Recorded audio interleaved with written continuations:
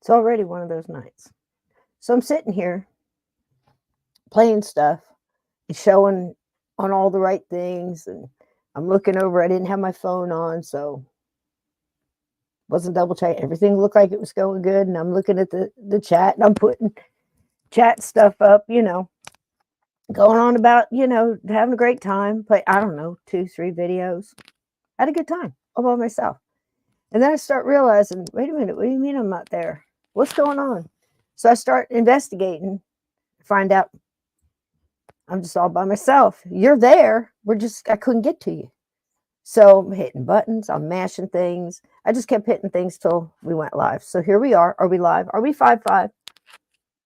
Welcome in if you're here. But I need proof of life. Tell me that are you picking me up? Okay. We're 5-5. All right. I think so. It looks like it over here. Except I'm way behind. Oh my goodness. Folks. Ted, honey, you're here, right? 5-5. Thank you, sweetie. Can you put the fasten your seatbelt sign up? Just go ahead and push the button. Go ahead and get everybody safe. We might need to put the trays up. Everybody's been instructed on your exits. All right. All right, here we go. So I don't know whether it's the moon or I'm pretty sure it's asteroid. Somebody said something about dinosaurs were coming back today. I don't know if that's true. Go ahead. Put that on your bingo card just in case. I'm getting emails and messages, and I'm like, that's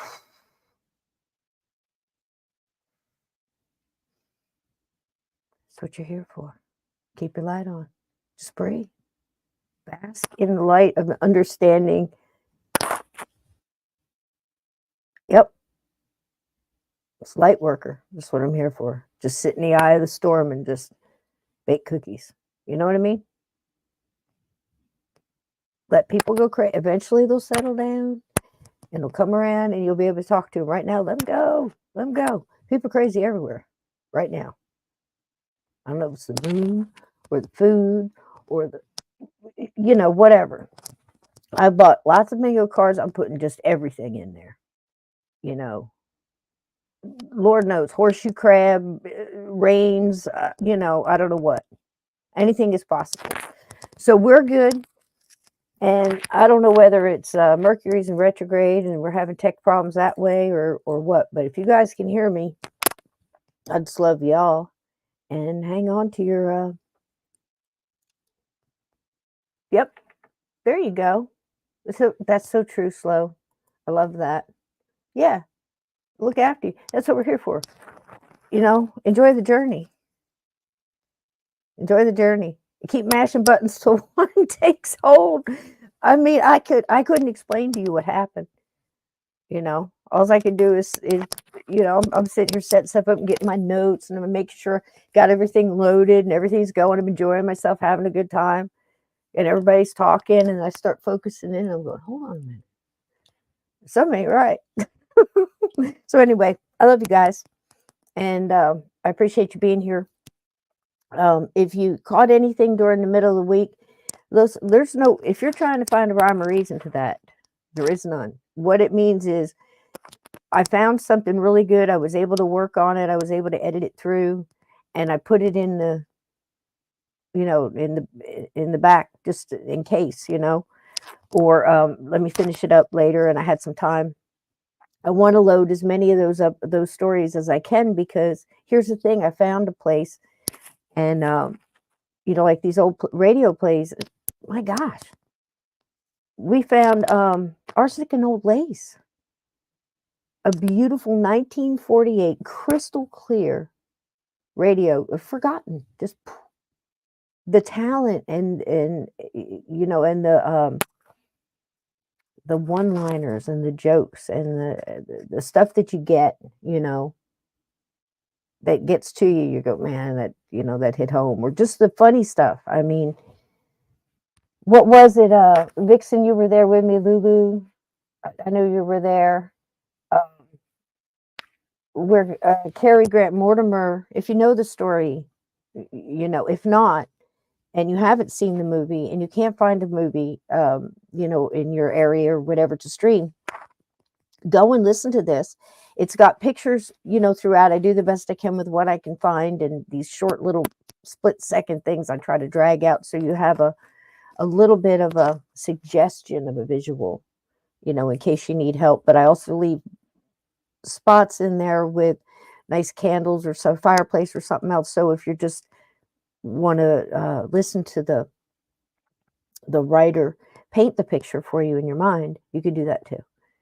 And if you want to be in the live chat while we're listening to it live and you're having a good time, we have a great time there. So, try to catch them live. But the thing is, I load them when I can, and sometimes it takes longer YouTube than I want, and they come out at weird times, or, it might come on a Friday night and step on somebody's show. I certainly don't mean to do that. I just figure that people can choose, if you want to watch something live, you watch it live. If you catch a replay, I catch a lot of replays. But there's some places I really want to be live, you know what I mean? So there you go. So catch it if you didn't. Arsenic and Old Lace, 1948 radio play. They do a fabulous job. They really put you there. The acting in it is really good. It's not Cary Grant and the people that were in the movie, but that's the images I chose to use, because if you've ever seen it, that's what your visual is already going to pull up anyway, in most cases, I think. Especially something like if you did Wizard of Oz and you tried to use a whole another version, your mind would be struggling with it, and it doesn't make a good listening thing experience, So, what's up? Oh, okay. We got sound. I think the mic is on. Oh, I'm telling you guys, anything is possible tonight. So there's that. Catch those. I'll load them when I can and when YouTube allows them up. So, yeah, it was fun, Lulu, right? And I was so proud to find it. And we also found not long before that, I mean, several good detective, funny stuff, like CBS Mystery kind of, the radio plays they did. Just fantastic stuff. The stories are pretty good. I try to find you good ones. And I found some short stories, and we did the lottery. A lot of people, some of the people in the chat hadn't heard it before. I first read the lottery in 8th grade, and it was an assignment, and I never forgot it. And I think in that moment, if I didn't realize what a group of people could accept and turn into, and do something is just horrific, but you go along, to get along, or that's how you were raised, or it's a conflict thing. It's not as deep and crazy as Lord of the Flies, but it's got some elements. There's some lessons in there, and man, it just stopped me cold, and I thought this could happen anywhere. This explains, so many things. It's funny when you remember things, when stuff like that clicks in for you and you go, man, something big, something that hit you, something that knocked you back, maybe when you realize, it's like, holy mackerel, they did lie to us about that, or, oh man, whatever it might be. Santa Claus, there is no Santa Claus. Not saying there isn't, just, those moments. And that's why I shared it, because again, I want to put stuff out here that meant something to me in times of my life, like, say, the times of their lives with Abbott and Costello. That was very profound when I saw that as a youngster, and it also put a lot of, I said youngster, I can't believe that. Anyhow, it puts that burns that moment in your memory, and it sticks. It's got some substance to it. It stays with you. Hello, everybody in here. I'm just trying to, not being rude, I'm just trying to get this out before I lose it, because Lord knows. So it's important, and to me, to leave that. this meant something. Maybe it'll mean something to you. Maybe it means something to, with a grandkid that you listen to it with, and, imprint that into their mind. And we know that's got to be important. Go with me the rest of the way. Might as well. Because how many times have we watched these shows and talked about gangsters or Bonnie and Clyde and how did it get that way? Clyde's older brothers, the times, the depression. That's why we had so many depression era gangsters. Culture, how you were raised, you're already what you're born with, the hand you were dealt. So we know that has an effect. So in a good way, I think a lot of these stories have that effect. Like seeing the lottery, or excuse me, reading the lottery, but I mean, it's well written. Even though the author's got, makes you think twice, but that story, it's just going to dig down. It's going to hit you hard. It's going to hit you where you live. Hey, Ron, welcome in. I know all my mods are welcoming everybody and making you feel at home if you're not used to being here. And we certainly do appreciate. Hey, Lindsay, good to see you, sweetie. Bernice.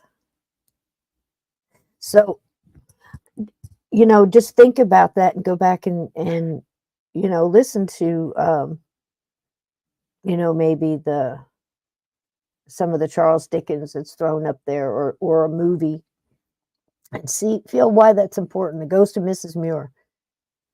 If you ever saw that as a kid, and I think that probably taught you that, if you did see it, I don't want to say taught you, but at least it suggested to you the idea that ghosts weren't always scary, and there might be some kind of profound connection that a living being can have with a ghost, whether it be a short conversation or just, a helping hand, or, well, what are you doing here? Do you have any idea that you're dead? Kind of thing. Of course, I'm shortening it all up there because, believe it or not, this is the short version of this story. And those kind of things, the Canterbury tales, so many different things. And it's so cool to share that with you guys and to find that. And not only that, but you're going back to 1948. We were watching one. It was an old Lux Theater. I believe that it was 1938. Crystal clear sound. Well, for what you would expect. The acting is unbelievable. Even them just trying to use their expression and, the sounds around the microphone and things like that. Some of them are amazing productions. But we're listening to people and a real live crowd, 1938. Real laughter. It's not canned laughter like you'd hear on TV now, or they overuse. It was a real emotion and feeling, and I find that amazing. A couple people in the chat did too. We were listening to it and realized it. We were like right there with them because it was such a real, in front of a live audience experience, and it's kind of cool. So all those things, they're out there for your enjoyment. Please give them a thumbs up if enjoy the visuals, or just listen to it, because it's good all by itself. And I'm proud to be able to put it up there. And these things that are, to me, they're forgotten, like a lot of the 1970s and 60s documentaries where they were really trying, and some of them, so much great information. Before we get started on what we're doing tonight, I wanted to mention to you too, here in the near future, I'd love to bring you some, at least, bits of transcripts and things from seances that were done in the 60s and 70s by a, get it right, direct voice medium. If you've ever heard of them, let me know. And it is my understanding at this point that a direct voice medium is exactly what it sounds like. But to me, that also sounds a lot like a trance medium, like Sybil Leek or Ethel Myers, or, you know, insert the one you're familiar with here, you know. And I was, again, like these, some of these stories we were just talking about, I was introduced to that primarily through the Hans Holzer books and the transcripts of those seances and those events and investigations. And that conversation that he was allowed to have through Sybil or Ethel or whoever he had that at that moment, or that investigation. And he was able to draw from these human beings, you know, these past human beings, their essence or their spirit, depending on where they were, and try to have an understanding and let them tell their tale and let them have their say or explain what was keeping them there or why they chose to stay or whatever it may be. And that imprinted on me at a very young age, just like some of those stories, like the ghost of Mrs. Muir and some of the others mentioned, that this was a very profound subject. It was a very, I felt like an honor to be, at least have my toe dipped in to the shallow end of things, because I don't want to say I was like, you know, I see dead people, the, you know, the kid in the movie, where it was all the time. It was profound experiences, probably more than other people would admit to. You know, there was definitely stuff going on in the family and places, but to look at those things different too, and to reach out, and I think that's what kept me in the light, even though I was, I fought to be in the dark for many a time. That's another show. So, oh, thank you so much, Slow. Yes, please hit the like button. I mean, it's free, you know, it helps me out so much and it helps out the channel. Hey, Derek, how you doing, sweetie? So that's what I wanted to say before we got started on tonight, because when you're doing these stories, you're doing the research, I don't know how you guys feel about it, but when you start digging deep into these things, and they are dark subjects, but I think it's important to remember how not only how we can stay in the light and how we can strengthen all those things, because believe me, I've been using everything the past couple of days with all the information coming in and people, you know, sorting that in their own way, and then you're trying to deal with that, and should you intervene and should you step back and let them? A lot of it now, guys, is step back and be there. You know what I mean? If you know what I mean, because we've already pretty much, if anybody's left talking to us, you know what I mean, or that we choose to talk to, because I'm telling you, my patience got, it's just best if we, you know, probably don't just go over there, you know, don't want to fight, go over there and be you be you. Just don't do it over here. You know what I mean? You've all got those people, whether it's in the office or, hope you're not having to live with them, but there's that too. So why is this important to remember how we chose to notice the light, let alone follow it, or let alone know how to use it, or how to keep it, or how to keep it on, or keep it turned down, or not even there yet. How did we even notice it? Was it because we had a caring parent or a caring guardian or a caring older sibling or friend, or, you know, the lady that hung out at the church socials and told great stories? Or did we, you know, a powwow where storytellers would tell you stories about, you know, like the white wolf and the you know, the black wolf, the constantly fighting and within you, and who would win? Who wins? The one you feed. You know, it's the same. Choosing the light, choosing the dark. And we all feel that a lot of this is happening, and you see it. And I think a lot of people are feeling a little bit more grounded. I know that sounds nuts. Bear with me, because you almost feel like I understand this, and I get this, and I'm pretty okay because I see it all. And you can say that you have a protection light of knowledge, or you just your light, whatever you want to call it. But it's almost like the stuff is kind of bouncing off, and you kind of see things coming at you now, and you go, okay, how should I deal with this? Like I said, with people, or do I even want to go in there and mess with that, or do I want to let that sort itself out, and then whatever's left moving, I'll worry about, that kind of thing. I think we're a long way away from those people that we just said, "Ah, I'd rather not talk to them for a little while till they settle." You know, are you catching what are you picking up what I'm putting down here? Are you tracking me? Because right now, if you're feeling it, past 3 days, hey, Maraid, darling, how you doing, baby? If you're feeling it, it's like everything is just turning up. You're like, whoa, and you're okay. But I think people are around you starting to get a little. So the reason I'm saying that is sometimes it's very important to kind of remember when you notice the light, what sparked that first spark, what what started to make you go, wow, there's power in that.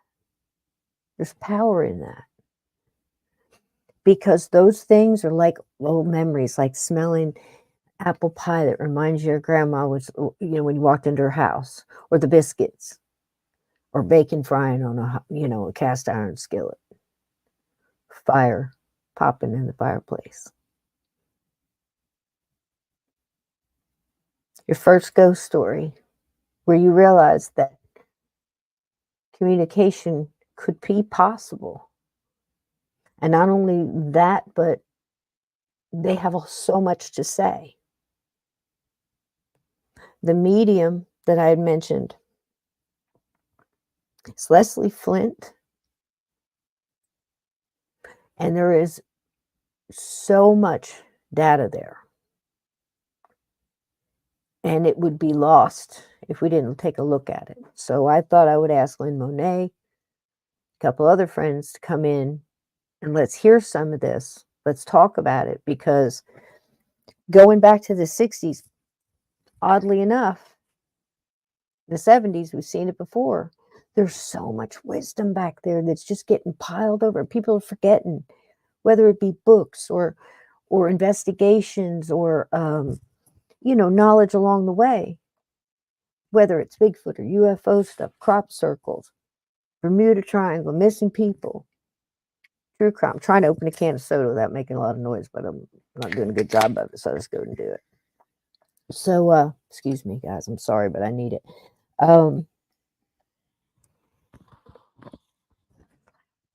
So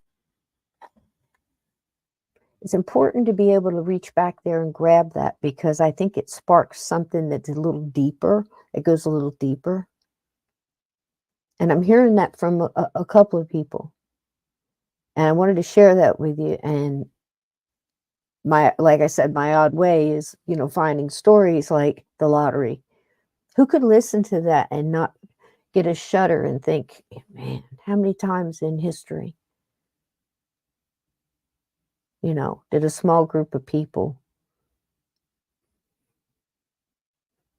agree to something horrific and think it was fine?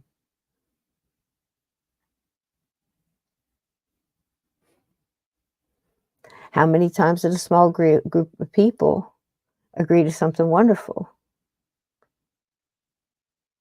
and create something amazing?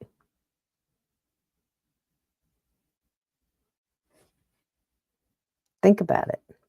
And think about what got you started and it could have been last week, could have been when you were a kid, where you started to realize that kind of communication is possible. So I'm going to look into him in the future. I'm looking into him now. I'm very intrigued by it. And the thing is, very easily faked. It's like anything else, you know. I mean,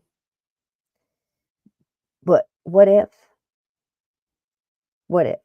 And why does things from the 60s and the 70s that aren't really headline up front information, like Raymond Moody's stuff was very popular. And there are people now that you can look back and you say that name and they know exactly what you're talking about. But there's so much. How far back do you want to go? There's a lot of information back there. So that's something else that I'm saying. If we don't look into these things and bring stuff like that forward again, it's going to get lost because there's so much noise on top of it. And it's not that it's not good noise, it's just a lot of noise, you know, good, bad, indifferent, facts, lies, legends, you know, rumor that just got told so much it almost became a fact. And we deal with a lot of that here because we are digging into a lot of these crimes. I mean, how many of those things have we dug up? Like in Lizzie Borden case, you know, and I'll hear people talk about that, and then nobody mentions, you know, after a fact about the half brother and the uncle being in the park and the hanging and all this other stuff. And then that one disappearing, you know, track the money, who moved where and when, what happened after. Usually very telling, but somebody's willing to go with a headline or something that was written in a book, and then they took that out, but that was just made up. And I've seen it a lot in this case too. Looking into not Lizzie Borden, excuse me, the Barkers and Ma Barker. And it's also why I put last week, who's the gangster? You know, it's obvious. Look, if you're robbing banks and you're shooting innocent people, there's no doubt. We're not trying to say these people weren't criminals. Of course they are. But tell the truth. What's true and what isn't? And who made up the lie and why?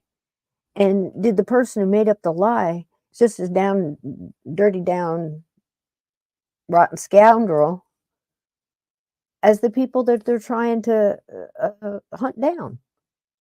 Get them, but why you gotta lie? You know, you're not good enough to just do it and tell the truth?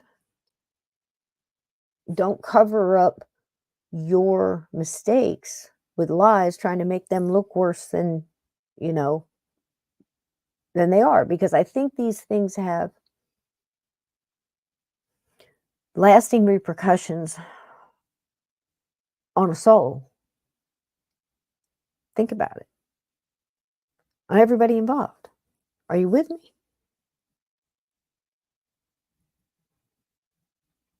Life in the fast lane just goes playing in my head now. Are you with me so far?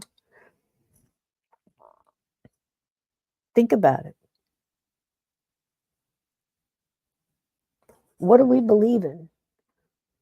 What else? If we believe things, if in your mind, when I say Ma Barker, the instantaneous visual that you get in your head is her standing there with a Tommy gun and a cigar hanging out of her mouth. Hey, Blue, how you doing, sweetie? Good to see you. Lulu Bell, I love you, sweetie. Marie, it's so good to see you, honey. And Jack, Vixen, Glenn, good to see you. And I'm sorry again, man. I saw you guys in here, and I thought for sure everything was good. Everything was all lit up. I have no clue. I was having a good time all by myself. Welcome, Chi. So I think it's important in these times to, one, know that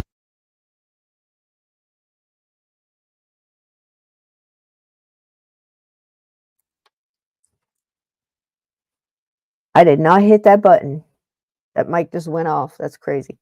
So I just think in these times it's okay to be okay and take care of yourself and put the light around you and sort through the battles. Pick your battles. You don't have to fight them all. You don't have to go crazy with people. Let them work it out.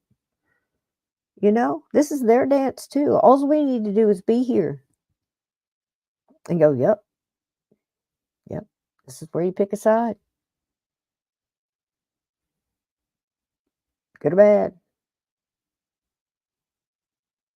We're going to stand over here in the light. We'll keep the lights on for you, you know, but you gotta, can't drag you in. Told you. Doesn't work that way. It's by choice. And it's by choice with ghosts. These transcripts and these writings and these recordings and things of these seances that they were having in the 60s and 70s, I think it's a treasure trove of knowledge because the setup they have, and they couldn't emphasize more. So many of these, I want to say spirit and earthbound, and that's how they describe too, which is wild that they use that. And it's what the people in the room, let's just say the spiritualists or whatever you want to call the people in the room. And they're such a good group and so comfortable with each other and come with a good intent of helping and have some good guides that have gotten together. So very much like what we're talking about happens at the Hoover House, if you've been here to hear about that. If not, please go back and watch the Keystone State Paranormal episodes and the ones that, you know, from Gettysburg, because it's in there too. But I'm hearing more and more about these spots, these places of light as well, where people are getting together and the ghosts can communicate so much easier. And what's even cooler is the same thing that we're describing about how other spirits come through and bring others in that need a little help. So they kind of push them forward to say, come in and talk to these people. They want to help, you know. And it's also very profound on the effect that each soul, each person has on that soul. And there's a funny guy. I'll give you a short version of what I'm talking about. If that's possible. There's a guy, and he comes through, and he sounds like, because they try, and also I'm not going to attempt to do it tonight, but they also explain a lot about if they don't have vocal cords, how is this working in intricate detail, and it's amazing to hear it. So I'll let them do it. I'll find a way to let them do it so I don't screw it up. Very interesting. And just getting answers to some of those questions is amazing, you know. So this guy comes through, and he's very much like I want to say like a dock worker, 1940s. He came through with an accent, so he could have been, you know, that sounded like he was a little bit probably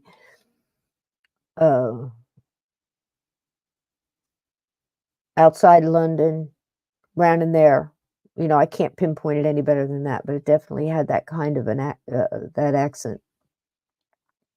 And I don't think he ever said where he was. Oh, yes, he did. He said Derby. Does that hit a note? Derby? Does that sound like somewhere in there? Anyway, not important. But he had this wonderful, wonderful voice, and he was describing how he couldn't remember exactly how he sounded when he was on Earth. And, you know, he on Earth alive is how he put it. So in my alive state on Earth or something like that, he said. So he said he wasn't sure that he was portraying his voice correctly, but he thought he had it close. And several of them said that because it seems that what they have to do is think. So through telepathy, because apparently on the other side, it's all, you know, telepathy, it's all with mind. And they kind of forget how their voices were. So it takes them a process to kind of think about it. And then they have to kind of think that out loud using this energy that is created by the room.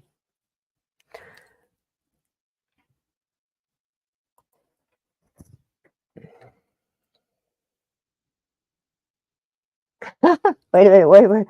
Most YouTubers have to get their concept into a 5-minute short because the algorithm likes it. Yeah, well, algorithm bite me, you know.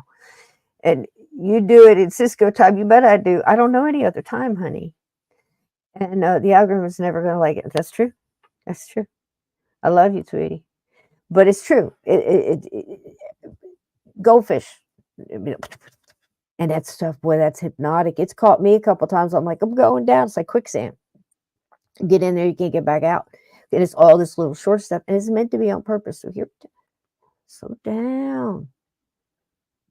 There's multiple stories in here. There's multiple levels of information. It's yours for the taking. And it's not mine. It's gathered in my basket, in my old rickety basket over time. But it's lots of people from lots of places. So that's what I'm saying about these transcripts and things like that. The wisdom in here is crazy. And so many of the earthbounds talked a lot about, yeah, they came, you know, some came to help me, and they told me it was up to me to pull myself out, but you know, I'm still stuck here. I like to walk around, nobody talks to me, or you know, whatever. I'm still stuck um to material things. You know, things like this, they're saying. And it's not just you know, cars and stuff like that. It has a lot to do with things in the physical that are here. So many wild stories about, you know, I was there at my funeral, and I kind of hung around. I followed the family home, but nobody there could see me or hear me. So that was kind of dull and boring. So I went off and I started walking around the street. Nobody, you know, just the different things that they said that they did that all matched up in one way or another. And also matched up to so many stories I've heard from trusted uh, acquaintances at that time, now friends, that tell me they get the same through their chosen road that they take into this wonderful subject, you know? And it blows your mind. I've never heard it described so well with how they have to remember how they sounded, you know, let alone dates, you know. The direct voice medium, the voice comes through in some case very high because it's depending on the vibration. There's a lot of stuff in there. So what I'm going to do is I'll figure it all out as far as getting you guys links and you know where to look at it. I want to talk to Lynn about it too, and a couple other people, because I'd love to get their vantage point on it. You know what I mean? From what they already know, because it's matching. And the reason it's matching is because I think it's true. Just like all this other. That seems to just keep hitting. It's not coincidence. It's not coincidence. You know? Why do I take that kind of time to explain all that? Because somewhere in there is something for you.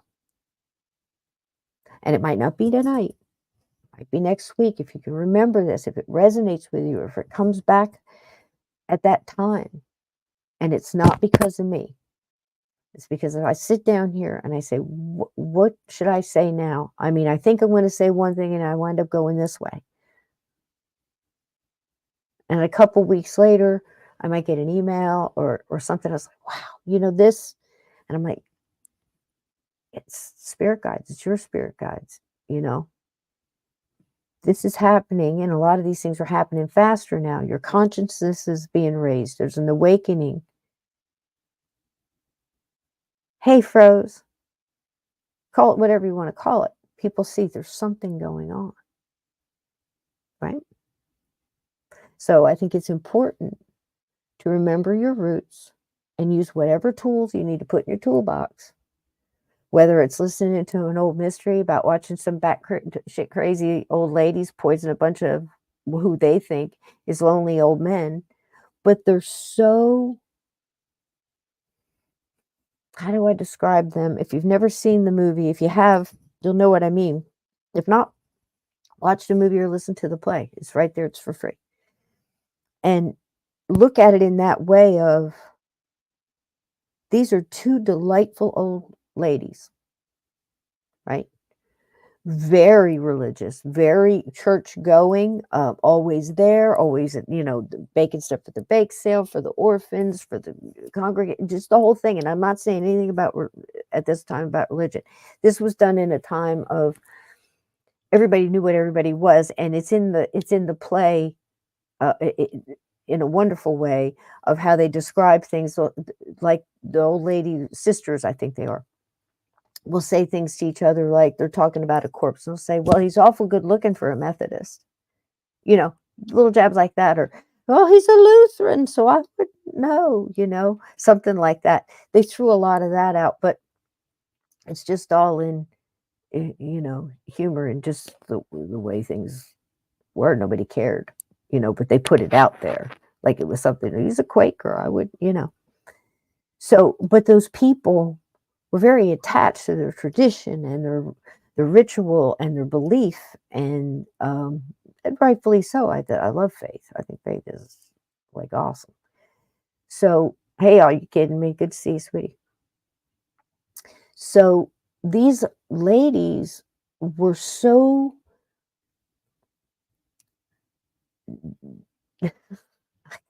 damaged and demented in a delightful way. I don't know how else to explain it. And it just makes you laugh. So think of how we described and how we got to know Abraham Lincoln's Mary Lincoln. Okay. But make her likable, where you don't mind being in a room with them. You can't believe the stuff you're hearing and what you're saying, and you're trying to process it all. But it's really great to be here, because they're sweet, and it's hard to get mad at them. But they have zero idea what they're doing. They think they're doing a charity because these old men are lonely, So they poison them, put them in the window box, and their nephew, I think it's a brother. Teddy thinks he's Teddy Roosevelt, the president of the United States. It's fantastic. Somewhere in there, you go, somebody could be, hear it explained that way, in their mind, extremely religious, even a holy roller even, and still think that the crimes they're committing and their family are committing, they full well know that they're crimes, but it's kind of a way of life. So I'm just going to sit here, hit charge, right, Lulu? I'm just going to sit here and do these puzzles, and I'm going to listen to my hillbilly shows on the radio. I don't even want to hear the news. I can't stand the world out there. I just can't. Just don't say anything about my boys. We know what I'm talking about now, right? So I did that. That's Ma Barker. That's Arizona Barker. Yeah, she had bad taste in men, and a couple of them got unlucky for it. One, probably a good one, walked away because he just didn't have a say. Couldn't take it anymore. Didn't want to be part of it, so he left. Can't really blame him. She wouldn't let him do anything. Wouldn't let him help stop the boys. I think they were raised bad in a bad time. The dad was working all the time when he did get home. She didn't let him be in on the discipline. She let the boys run wild. Some say that the Barker boys, all four of them, were. I'm remembering this one was borderline touched. Okay. One said that one really good author, I really liked his book, said that Doc was definitely close to being, completely gone, and just like a bull. in a china shop, just followed his brothers along, angry. They didn't seem to have any holdback, another author said. They had no holdback. They did what they wanted. They got away with it. They had no real accountability because if mom could get you out of it, she was. So they weren't really reared right.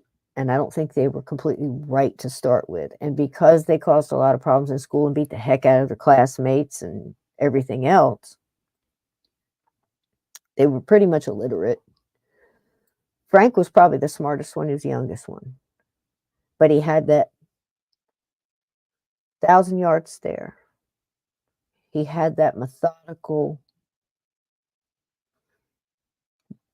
not afraid of anything. Walk in, just robotic. Brrr. There's a threat. Brrr, brrr. Done. No compunction, no remorse. Just kept right on going.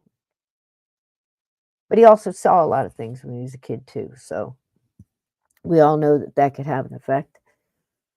No, not an excuse, just facts, right? Now, since last week, I dug deeper, and I feel comfortable saying I didn't want to say what religion because they kept on pounding home that Kate Barker, how she was also known, some of her, it's hard to get a lot of stuff on her because her family called her Ari for Arizona, which I kind of liked. But here's the thing.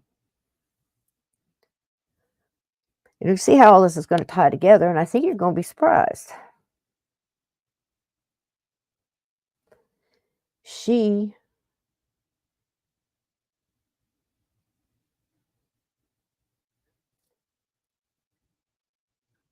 was extremely religious, very much like Our Lady's arsenic and old lace. And somehow, like them, could still be that and still be almost self-chastising by not, I don't even want to let it in. I don't want to hear the news. She would get news from her boys, from her friends. She dealt with it. She'd go down. She wasn't wallflower. She would go down and raise hell at the police station if one of her boys got arrested. And a lot of times she got them let go because she was too much to put up with. I know it sounds crazy, but it's true. And I've got enough sources on that to believe it. There she is there.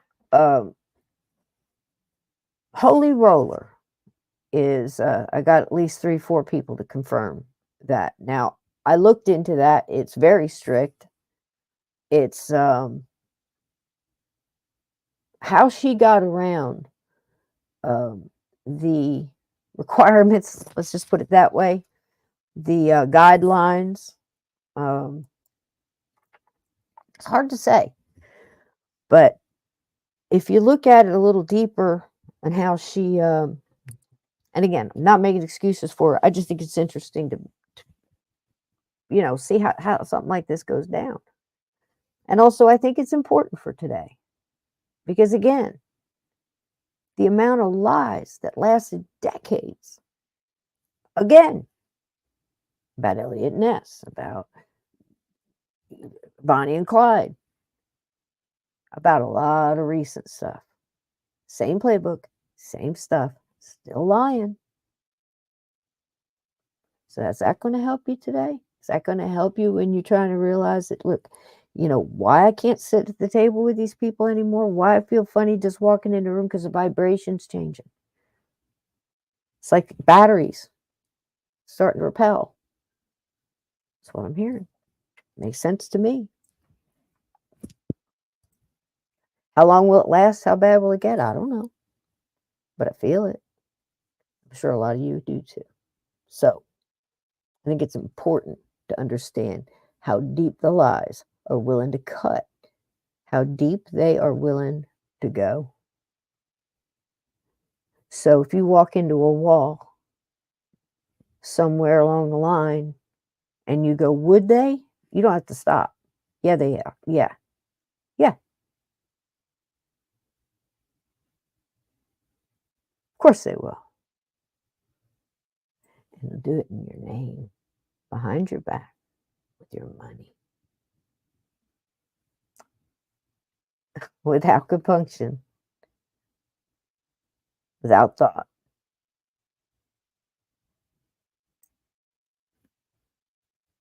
Can you protect yourself against that? You bet. You know how to do it already. You're doing it. You're doing it. So how could she sit there and be so strict to not read newspapers and listen to the news on the radio and all that other stuff and just do puzzles if she was a gun-toting mastermind that planned all the bank robberies, organized all the groups, what men are going to go where, who's good at what, how is she going to delegate that duty out? You know, what's their specialty? What's their character like? Can Joe work with Machine Gun Chuck? Can I have them in the same car? Or are they going to cause a ruckus? It's always trouble when Billy Bob Joe gets together with Tommy Two Tone over there. Whatever. She did all that. She made out the maps, regulated the time. She came up with all the getaway, where they were going to go, how they were going to meet, what they were going to get, planned all of the kidnappings when went from bank robberies. Because they started out booting stores for clothes. That's where they started. Because somebody in the group, don't know who, can't get a pinpoint on it, thought gangsters had a look, and it was most important to have that kind of respect when you walked into a bank to rob it. You couldn't go in looking like a bunch of hoodlums. Can't tell you who came up with that, but I bet you anything it wasn't her. Because it seems about the guys that lasted, because we know from last week, several of them went early. We'll see a little more of that here tonight. And she, I think, didn't know what else to do. What did she have? I think she drove off her husband, so it was her own doggone fault. And she raised this mess, so she's got to deal with it. So where did that click for her? It's okay to do it. Just like the old ladies in Arsenic and Old Lace. I can't tell you when that happened. But I can tell you, 5'6", whatever she was, this little bitty thing. Dynamite can come in small packages, I can tell you that for sure. But the way she was and the way she lived, I think she was exactly what they said she was. She was Ma. She was always there. We never talked about it when she was in the room. We always sent her away. She did what we told her. We had to handle business, Ma. Of course she knew what they were doing. They just didn't discuss it in front of her. That makes sense to me, because think of the times. It's a bunch of men in a room, this is their mindset. She just wasn't that kind of person to go around hitting them over the head and acting like Al Capone. Now, why am I driving this home?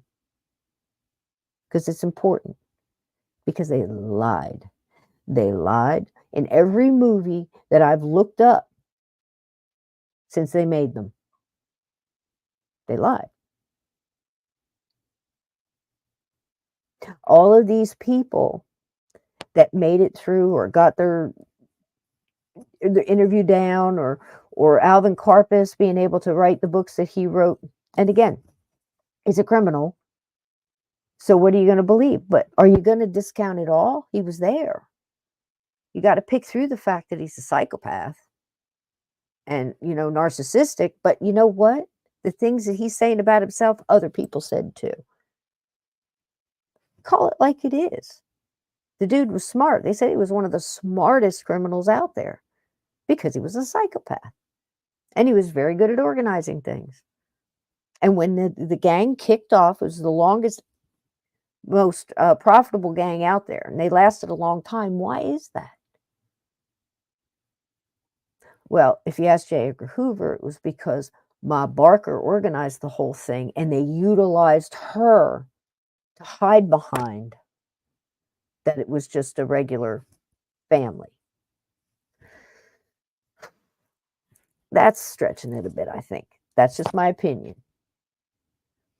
I could see a couple of places they went as far as hideouts where you could say that. Absolutely. It was definitely good having her there because she definitely was playing a little part there toward the end. You know, she would be the front face. She would be Ma, whatever her name was then, or what they were going. Blackburn was one of them in Miami. But to say that she masterminded that, you know, it'd be more like, Ma, go get the door. You know, don't tell anybody we're back here. This is what I'm saying. What they're saying is Al Capone, you know. And why did they do that? I don't know. Does that make you think of things like, I don't know, maybe Ruby Ridge or any of the other stories that you've heard, or these latest stories where, you know, taking farm to, you know, expand the highway. You know, you can't fix a bridge, you're going to expand a highway for the better of the people. But you're going to destroy farms that have been in the family for, you know, hundreds of years. Eminent domain. Still doing it. I don't know. They wouldn't lie. Hey, Scott, good to see you. Especially wouldn't lie if it was an organic farm. You know, too many of those. Too much food. What? Too much food. This is too much. We got to cut it back. You know, we don't need farmers. We don't need farmers. We don't need, you know, what's food? Oh, we can make that now. We have 3D printers. We can make food. We don't need farmers anymore. Believe us. We know what we're talking about. We have degrees. What you can do with that degree? If you can't figure it out, come here and help. They wouldn't lie. So we go through all this, see how much they did and why they did. And then we go, gosh, does that pattern fit anything that... And we get some good history along the way. So I had a couple things that I wanted to kind of reveal. And if you know them, don't say them in the chat. Just let them happen tomorrow. About with Steve, because he enjoys the heck out of this stuff too. And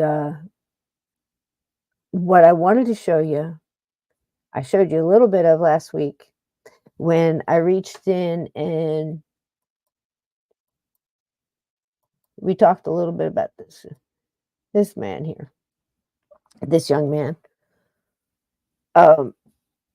Why do I think it's important again? Because I was looking at watching one of these movies, and it was a documentary. Anyhow, I'm watching this and I'm reading it in the comments, because I always think it's important to try to draw from, you know, what's going on out there. There's some gold in those comments. And there was a comment, and I always look at how long ago it was, because some of these are like comments from 8 years ago. And you know, I'm sitting there thinking, you know, this person, who knows, right? 8 years, long time. So this one comment about this man right here, it was, I didn't read the whole thing. I didn't need to. But it was 3 paragraphs in a comment section in an old movie. Anyway, that's your first clue. Second clue was that portraying this man as hero.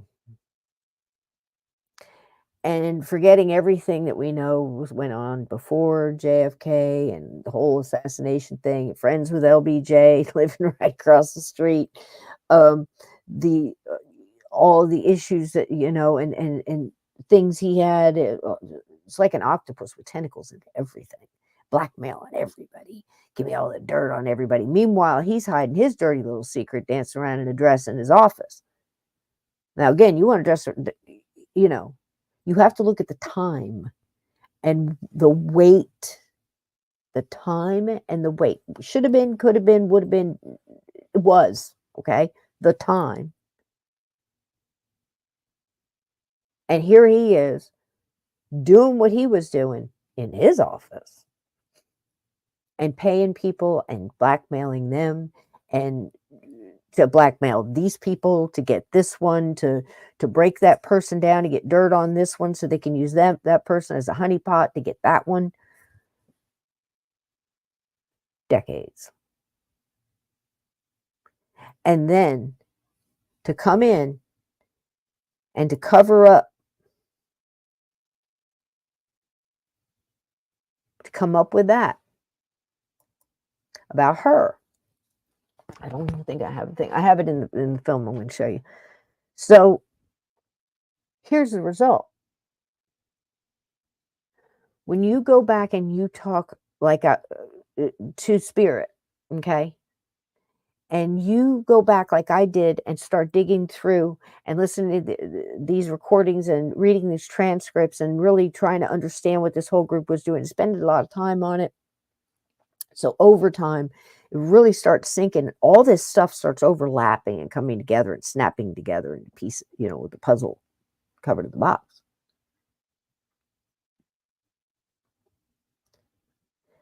And talking with people that have been there in the house, okay, that was in Florida, that Arizona Kate Barker at, I want to say 63, maybe. I can't remember how old exactly. I'll look it up and get you the exact thing. I don't want to mess it up. In this house, okay, you see, this is the window where this is the room they were found in. Can you imagine for 4 hours being of course, they ran around the house. But this is where they were both found on the floor there. There are moments of the bullets flying through there. Hoover, yeah, definitely Hoover, baby. Can you imagine? Now, again, I'm not saying that they didn't put themselves there by their choices and everything. Of course they did. That's not even on the table. But can you imagine those moments? And then you think to yourself, they all died similar that way. Crime definitely didn't pay. But for 4 hours, this is why Hoover made up the story, and he did. And you'll see later on and tomorrow that he also made plenty up on about Alvin Karpis too. The truth was harsh enough. Tell the truth. How are we going to know? You know what I mean? Who are we supposed to? Who's the good guys here? Where are the good guys? I have a stinking feeling that the good guys are too busy working to try to pay their bills and buy groceries. And just the rat finks are getting positions. Maybe it all needs to be drained. So, because they killed this woman in this manner, the same as they did with Bonnie before this. So when the guy stood out there and said, this was the first woman killed by the FBI, I had to pause and think. Are they saying that because Bonnie, there was a group, if you remember the episode, it was a group there that was in the bushes, and it was the hired marshals, and you know the story. So maybe that's not considered FBI. So I was kind of taken aback there for a minute. But I don't think it was Mara Barker. I think it was Bonnie. But I could be wrong. Unless it's also because Bureau of Investigation, there's a time in there where it went from Bureau of Investigation to Federal Bureau of Investigation, right in the middle of that whole Al Capone thing. So again, timing, but she is or she isn't. Either way, both of them were overkill, without a doubt. Now, in the defense of what the FBI says is they believe they didn't know who was in the house. They got a tip. Could have been the whole gang. They went up and asked, knocked on the door, talked to Ma. Where's Freddie? Where's Frank? Okay. So they just told you they didn't know who was there, but they asked specifically for the only guy that was there, Frank. This is their words, not mine. And supposedly she said, "Who's asking?" I have no doubt in that. I couldn't go either way with, you know what I mean? The other one that doesn't make sense to me, especially that's when they say that Frank just opened fire. Again, Frank was fast on the trigger. The guy was a stone cold killer. I have no doubt that he would open fire at that point. I have no reason to disbelieve that. What I do doubt is the story the FBI is telling at all. Because the witness that was there that they sent to go knock on the door, because they told the guy, there was a young man and his wife that were living in a little shack right behind his house that were basically hired by Mom. They had money to cook for them and, caretake around the house and stuff. They were supposedly there for the season, whatever. And the FBI stops this guy and says, "Listen, we need you to go knock on the door." So by then, talking to this guy, what's the first question you would ask? Who's in the house? How many people are in the house? There's a witness statement from this gentleman, and you'll hear that probably tomorrow. And they said, "You go knock on the door. He won't shoot at you. He knows you." That's what they did. The guy took off. Said, "They're here." They took running because the bullets started flying. He said he crawled out of there. He leaves. 4 hours later, they send that same guy into that house. Not the FBI. Because they weren't sure if everybody was dead. They didn't want to get shot. And they didn't think they would shoot him. I believe that story. That rings true with me. My opinion. I don't know how you guys feel about that. But I thought I would lay that out there for you. Yeah, absolutely true, Jack. Yeah. Which was the early CI founds in America. Yeah. Yep. Isn't that odd? Jack, I'm telling you, I don't get me started because we'll never get this film, and I want to show this to you. So, but yes, and so much more. I agree. So, what was in the paper, froze?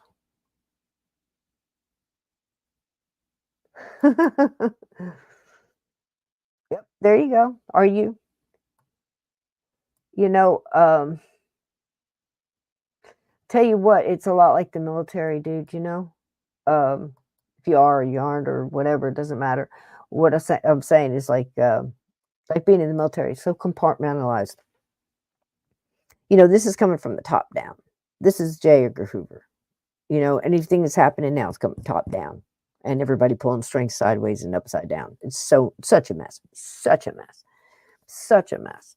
So I'm saying it's muddy and it's like quicksand and it's just churning and it's using the same stuff over and over again. So avoid it if you can. But it's like I said, it's like the military. It's very compartmentalized, and half the time nobody knows what the other person's doing. You don't know until you get it. Whoa, is that what that was? I had no idea. And then there's the people who know damn well what they're doing. You know what I mean? And if you know, you know. And I only know because for a very short time, I got to see some stuff. I didn't like it. You know what I mean? But I'm a loudmouth. So, yeah. FBI says that they went in, they knocked on the door. asked Ma where Fred was, and or Frank, excuse me, and Frank started opening fire. Ma was there with her Tommy gun, just and again, her body was found in that room. We saw last week in front of the closet. The headlines read, "Clutching her Tommy gun even in death." So when they wrote these stories about her, and people go in there and they tell these things.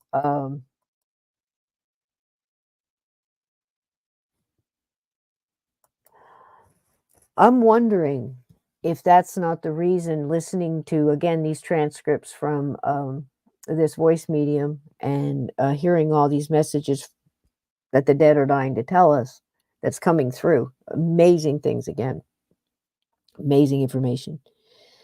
Um, and what we already know, we've talked about so much on the show, is that the reason that they could cross Frank, but couldn't get Ma to go? That she's still rattling around in there, much like they've kept the spirit and pieces and energy that's manifested off of the whole Lizzie Borden thing, as well as heard the same thing with not so much of Velisca, but something different with that. But these places, like Steve says, where people go and they constantly talk about the same and churn it up. This woman's been lied about, who is a holy roller. And, if she could have, if her spirit could stand up to, it's like, yeah, I should have been hard with my boys. Yeah, I knew what they were doing. I should have stopped, but I couldn't. I didn't have nobody to watch me, and it was the depression, and we were stuck, whatever it was in her head. Like the ladies with the arsenic and old lays have convinced themselves they're perfectly delightfully, cool with it. Is that why her spirit's still stuck here? And what consequences do you think it has on another soul that causes another soul to suffer in that way? And we're just talking about lies being told. But how deep does that go? And now you see where the whole thing is coming together. Think about it, though. That's profound to think about that.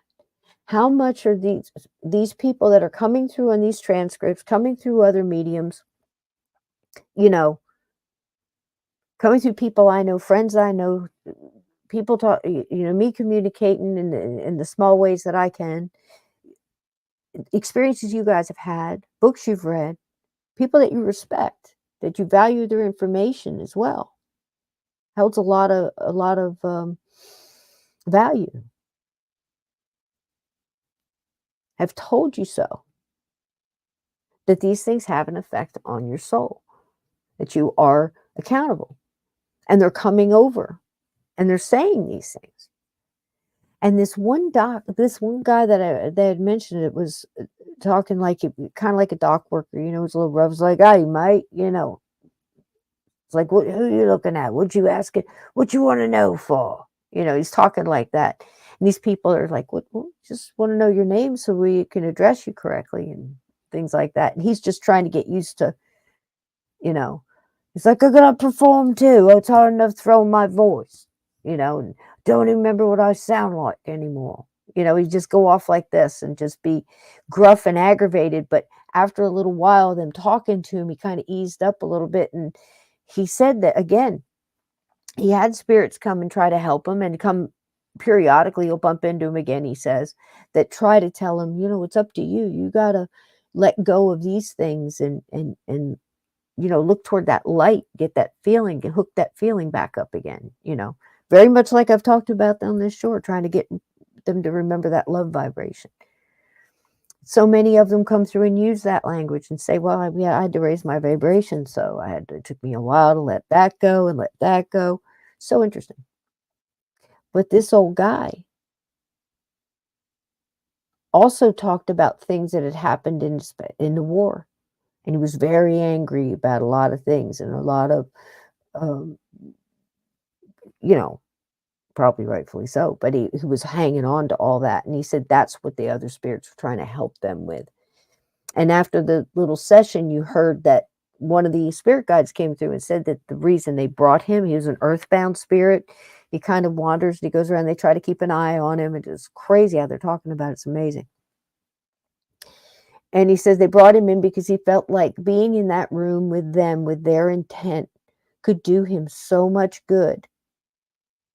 And it may not convince him right now, but he'll retain that information and that feeling because, he was kind of loosening up there a little bit toward the end.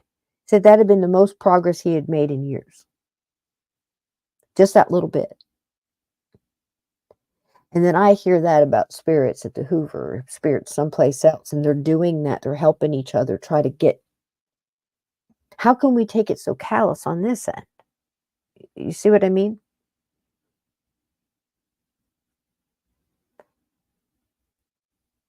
And I look at this whole thing a little bit different when I look at somebody like that, like a general or someone that has no problem marching hurting a bunch of innocent people because he thinks that they're helping more, or destroying several farms to make a highway wider when you can't even take care of the highway you got. Don't stop lying to me. Come on now. Right is right and wrong is wrong. Eventually that pendulum is going to swing all the way back. Where it stops, nobody knows. But these lies told about that woman perhaps trapped a soul. And maybe like the ghost in the well, or the ghost, or the Abbott and Costello, the time of their lives where they were stuck to that well because a lie had been told about them, a curse was placed on them. So sorry. I was afraid to hit the mute button. Lord knows I'd probably shut the whole thing down. Excuse me. So these things have weight. They have consequences. Enough to hold. So she was a bad mom. She was batshit crazy. She knew what they were doing. She profited from their crimes. But to have all that put on her name, do you guys think it could very well be like a curse? And how simple it is to curse a soul. Fragile. Strong and fragile at the same time. Just wanted you to think about that. Because for me, that whole story came full circle. And one of the reasons I put up, was very glad to find it, I think great timing, arsenic and old lace. Because as I was watching that, I'm thinking about Ma. And I was like, she knew what they were doing. If I was that person then, and she was even mean about it. Like I said, she was mean to their girlfriends. She wanted to be the only one. She was the one that took, oh, my boys, that kind of thing. Karpis said she couldn't plan breakfast. Every time we talked about it, we'd send her to the movies. Ma saw a lot of movies. That was his words. And then you've got 24 to 25 other rotating people coming in and out of that gang, all saying the same thing. So I ask you, do you believe a group of criminals? Or do you believe the FBI? Which one's which? It's getting hard to tell, isn't it?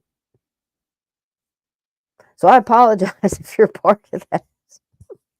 Listen, I know a lot of people, and there's a lot of people that are in groups that, I'll tell you what, you can live in a country that's been doing bad things for a very, very long time and not want to be any kind of part of it. But somehow you are. And it sucks. You know what you do? You stand up and go, it was wrong. We didn't know. We know now. Start from here. And that's how you get better. Learn from your mistakes. Be accountable for it. And then fix it. And don't let it happen again.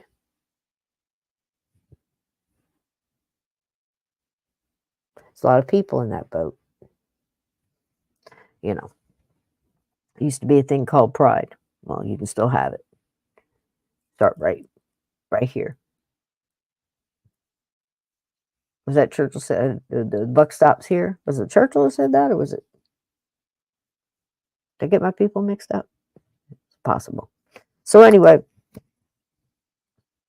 that's what I wanted to say, and I think it was worth taking that time to say it. And I'll say this to finish: that the more I dig into these things, the more of these things I find that need digging and needs to be brought to the surface.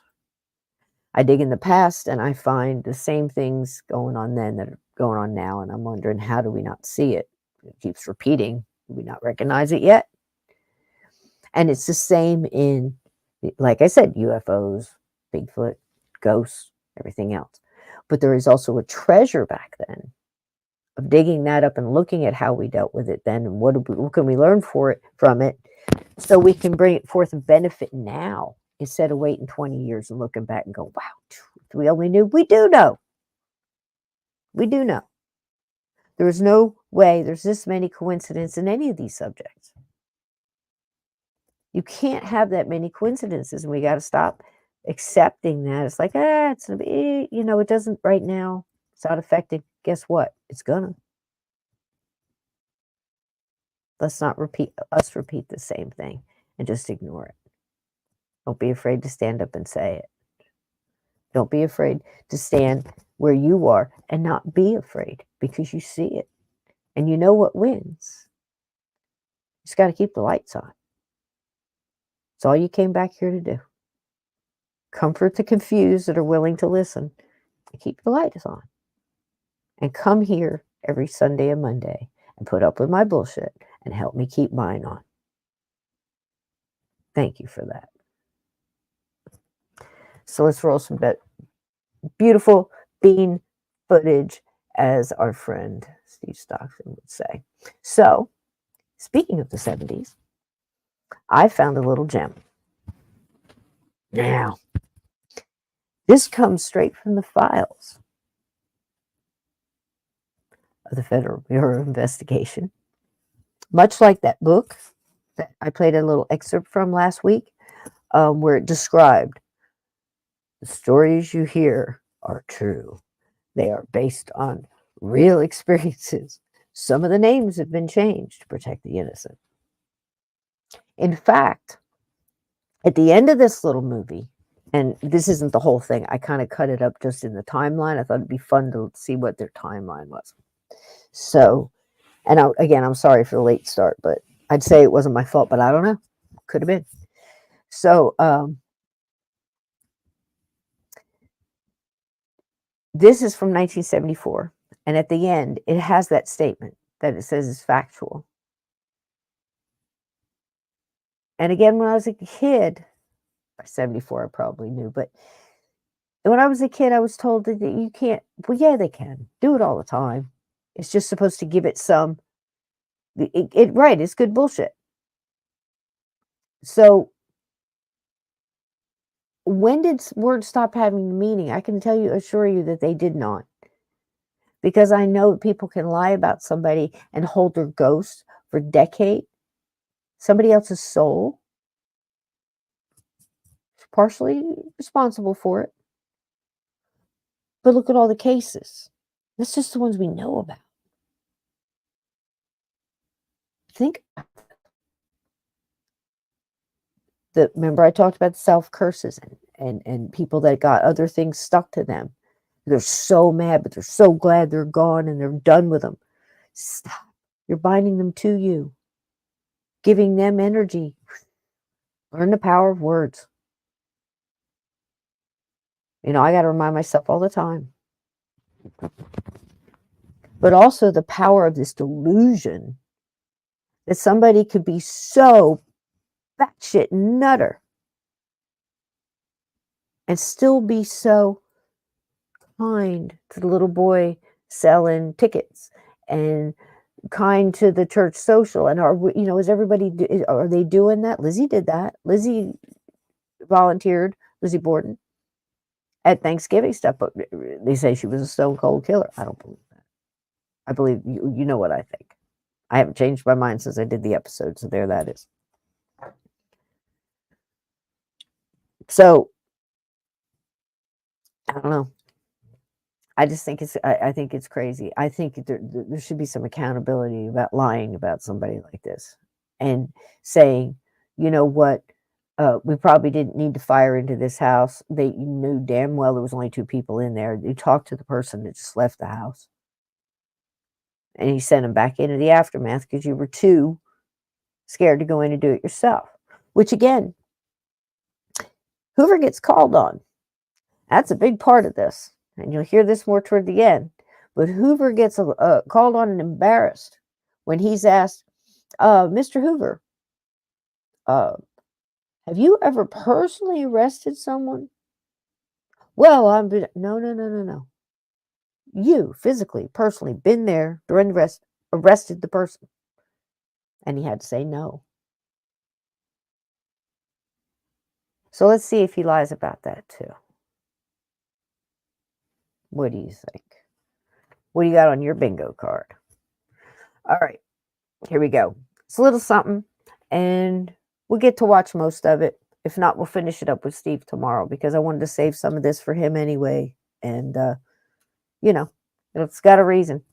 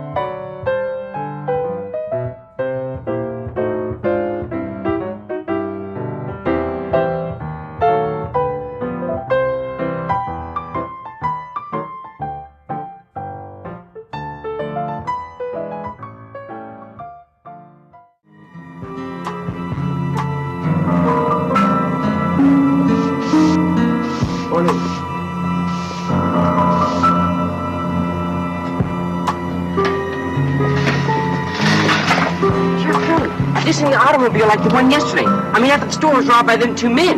Where'd you see it, Bert? Down at the edge of town, parked by Davidson's garage. Well, I think it's the same car. I'll look into it. Can I go with the sheriff? You better go on with your papers, sir. The year was 1931, the place West Plains, Missouri. It was a time when stark depression faced the nation, with bread lines and apple vendors in the city. When the migrant homeless on the move across the land spoke more clearly than financial graphs of the plight of the people. It was a time which would spawn a new type of criminal. Men not only reckless and insensitive to the harm caused others, but men who would capture the public eye and be placed upon pedestals by some. This is the story of one such man, told as it happened. It is not told in judgment, for such judgment has long been made. It begins here, on an early fall morning in a small Midwest town. This happened. And I had no idea the Waltons were involved with the Barker Gang at all, but apparently they started out as storage. Let's see this.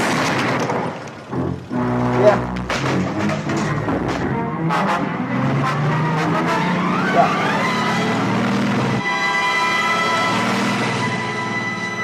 killed that man, cold blood. That was Frank. I would almost bet it. But they had so many other guys from other gangs, borrowed from here and borrowed from there. Karpis will tell it later, but I think that one was Frank. That's just my thought. Now this is a good. Don't look at this part. This is a good. The way they had this whole thing with this guy and Ma. This is kind of the way this went down. The way they portrayed the boys in this is totally off. They're much more charismatic in this. Maynard, you gotta learn to get along with them boys better.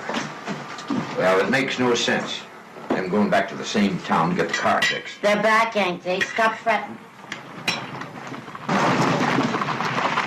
So I left this in here to try to give you an idea of the way that they were portraying them as this family that functioned like a gang, where I think it was more like happenstance with the guys' boyfriends. Figure on maybe I think it was 2. Yeah, I'll leave it to you, Mom. Whatever you agree on, St. Paul, whatever, it's okay with me. And Karpis was nothing like Got this. good connection. Very quiet. Right, Ma? Got the best, you name the town. Who's going to St. Paul? We I don't care if St. Paul is going. Well, that's a good idea. You boys will have some nightlife up that way. We're all going. That means you too. Huh? What? Yeah, that's long-nosed sheriff over in West Plains. Had to bust him on. What? Oh, sorry, Maynard. Scott. Make God 4 love you, once. baby. Now get on with it, will you? Did anybody see you do it? That is Hard William. to say, but we better scoot.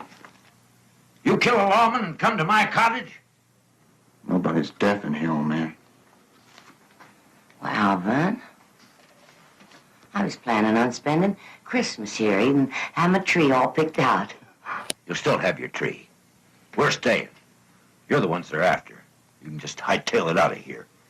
We are going with the boys. Now, I'm going to get us packed.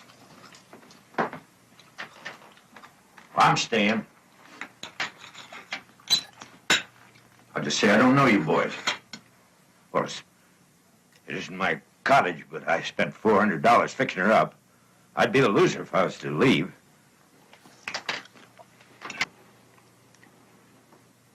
You gotta figure that, Alvin. I'd be the loser. Figured that since we first met, Maynard. Your company, Maynard, just ain't all that thrilling that we'd miss it, but you get very chatty at the wrong times. Well, just smell the cork and everybody's your friend. Use honey, cat. I wouldn't talk about you boys. Now, we can just put a match to this place and burn it down and stop you worrying about squatters moving in and taking your investment. Kind of kerosene out back, Alvin.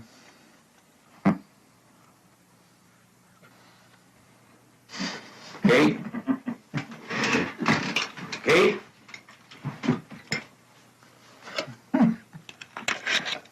Oh, Well, this creepy. is true about his So eyes. Maynard calls you. Ma told me. Creepy him someday. It's your eyes, Alvin. Scares the hell out of him. He told Ma it was just like looking into a grave.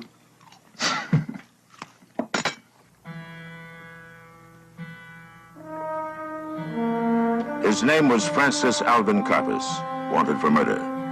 This in itself did not make him distinctive. Murder had never been a unique crime. But Alvin Karpis was to epitomize an era, that of the freewheeling and ruthless Midwest bank robber desperado. He was to open that era and close it 4.5 years later. A span of time during which a series of murders, kidnappings, bank robberies, and a train holdup were to be credited to his gang. This was to be the first rung on the ladder for Karpis, fleeing with Kate Barker, also known as Ma Barker, her companion Maynard Richards, and her son Fred. Karpis was on his way to becoming public enemy number 1. It was to be a long but steady climb. 7 years earlier, another young man was rising to prominence. His name was J. Edgar Hoover. At the age of 29, accepting the position of acting director of what later was to be known as the Federal Bureau of Investigation. At the age of 29, accepting the position of acting director of what later was to be known as the Federal Bureau of Investigation. Immediate and sweeping changes were instituted in the Bureau. Under the direction of its new chief, it was completely divorced from politics. Special agents appointed on merit alone. Promotions to be based upon proven ability. A rigorous training program was soon to be launched in which special agents became skilled in the use of all types of firearms. These were the early formative years of building a crime-fighting organization. And who was the one who pushed a lot of that? Elliot Ness.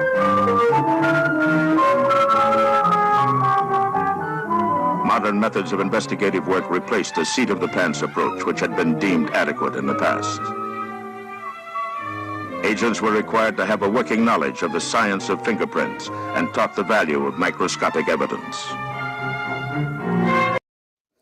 Now, I had to stop it here and tell you this. In this movie, they do portray it,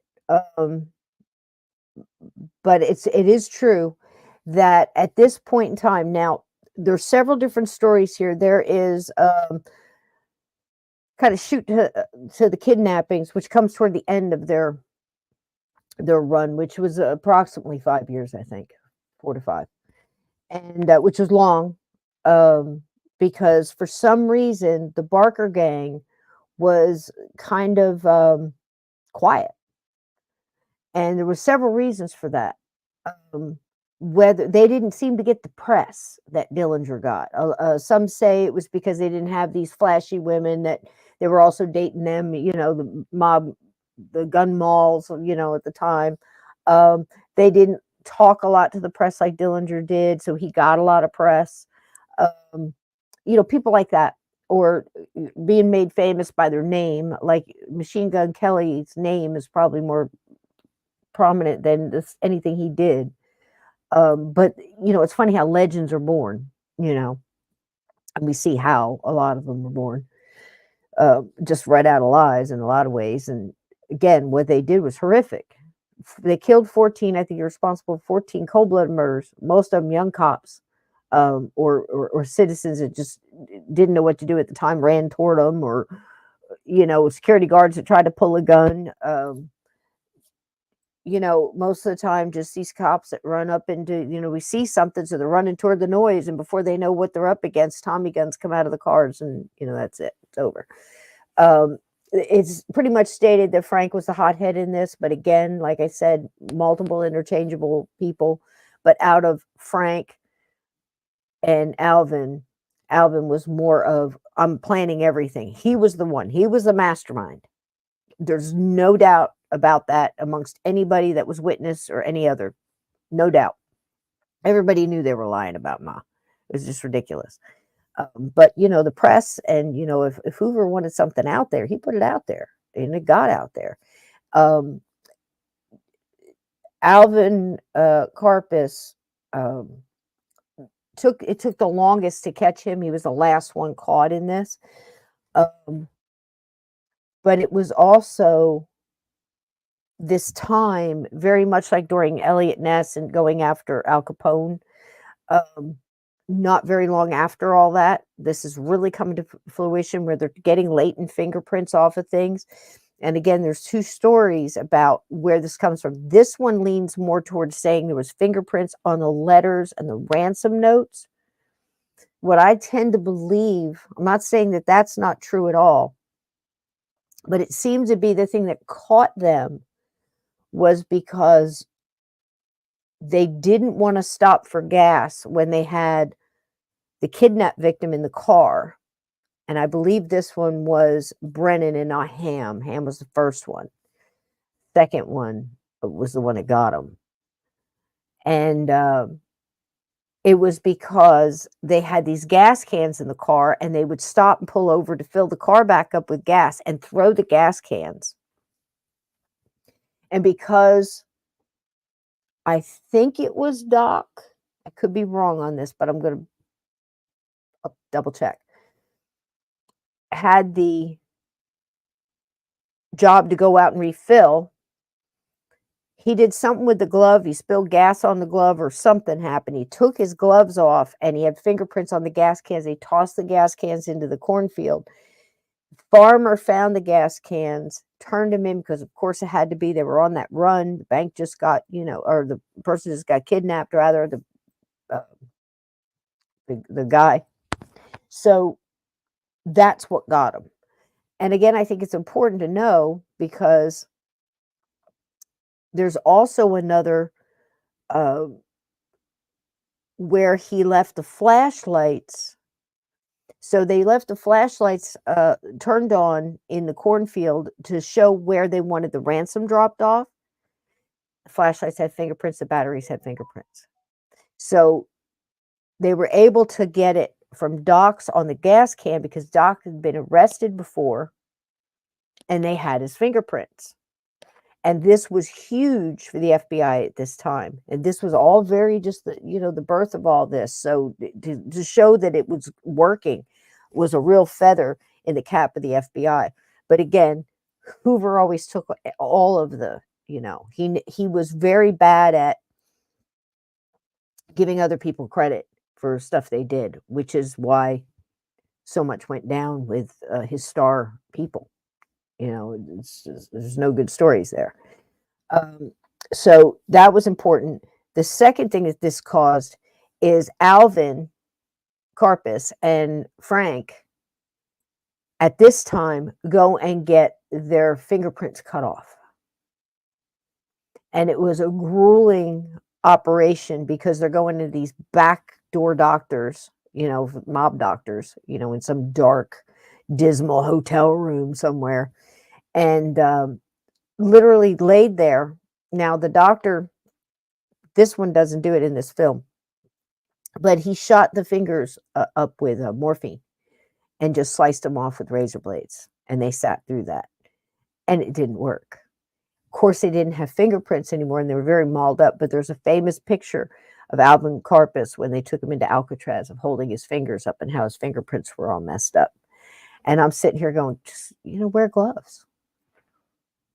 It's like, I don't understand why you're going through this the whole time. He's just laying there and going through this excruciating pain. And here they said they cut their face and tried to change their eyes and stuff like that. I never read anything from a legitimate author that said that. So I don't think they'd had any cosmetic done on the face.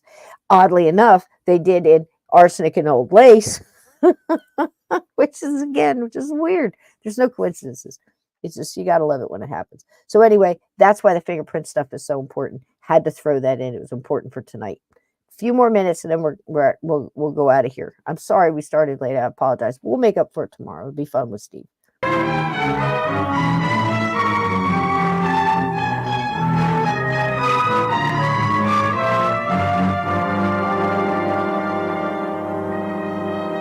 It was the beginning of an investigative force which was to turn the tide of gangsterism in the 1930s. It would later become a world-renowned organization, but here was its birth. In those early years, the Bureau had little over 300 special agents, with the majority devoting their efforts to investigating federal violations far removed from the gangsterism which began terrorizing the nation. Only a handful of agents were assigned to investigating and reporting on this new era being ushered in.